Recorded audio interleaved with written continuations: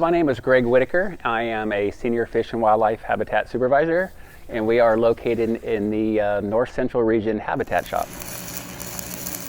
The purpose of our shop is to provide support work to both our fisheries and our wildlife programs.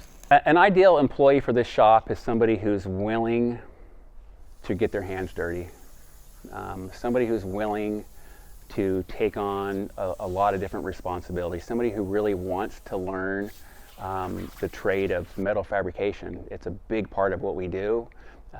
We do everything from concrete to plumbing to carpentry to a ton of metal work, stainless steel, mild steel, aluminum. We do all different phases of welding. We've done quite a few larger statewide projects. Bear traps is a good example.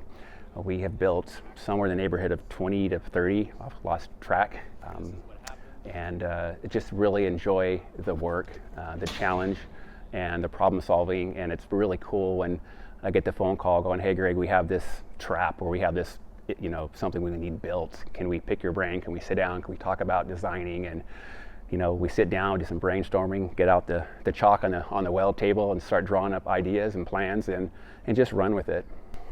It goes by so fast. So I actually started 1996, 97.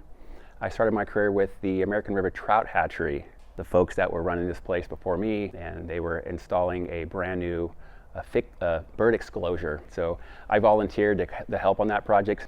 And by the time we finished that project, I was trying to see if I can find a position with the shop. So it all worked out. We're looking at probably 3-4 days.